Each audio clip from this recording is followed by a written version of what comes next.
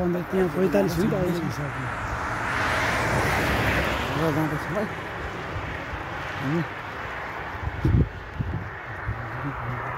हामी अब जिम यो चाहिँ अहिले जिम यो चाहिँ म बसेको घर यो घर घर त अनि यो होइन दामी छ नि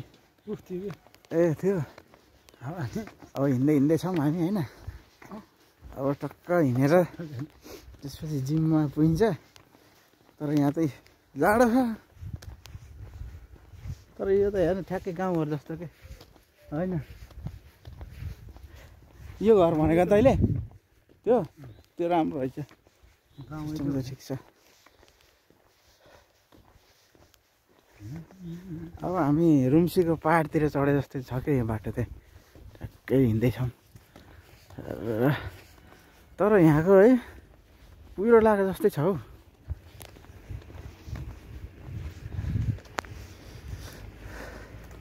जाँदैछौँ अब